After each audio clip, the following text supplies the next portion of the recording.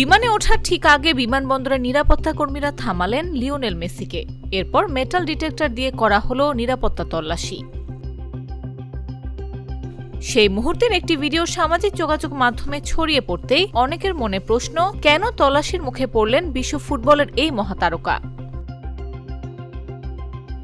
আসলে বিষয়টি খুবই স্বাভাবিক। চলমান বিশ্বকাপে নিরাপত্তা ব্যবস্থা অত্যন্ত কঠোর। সেই নিরাপত্তা নিশ্চিতেই নিয়মমাফিক মেটাল ডিটেক্টর দিয়ে তল্লাশি করা হয় মেসি সহ বাকি খেলোয়াড়দের। অর্থাৎ এটি কোনো বিশেষ ঘটনা নয়, নিরাপত্তা প্রোটোকলেরই অংশ। ভাইরাল হওয়া ভিডিওতে দেখা যায়, নিজেদের লাগেজ বিমানবন্দর নিরাপত্তা কর্মীদের কাছে রেখে সামনে এগোচ্ছেন আলবিসেলেস্তে খেলোয়াড়রা, যেখানে মেসিকে মেটাল ডিটেক্টর দিয়ে পুরো শরীর তল্লাশি করা হয়। এর আগে রদ্রিগো ডি পলকেও মেটাল ডিটেক্টর দিয়ে তল্লাশি চালানোর সময় কোনো এক কারণে মেসি অট্টহাসিতে ফেটে পড়েন। মিশরের কানসাস সিটিতে বিশ্বকাপের বেস ক্যাম্প আর্জেন্টিনার। দলটির পরবর্তী ম্যাচের ভেন্যু মায়ামির হার্ড রক স্টেডিয়ামে।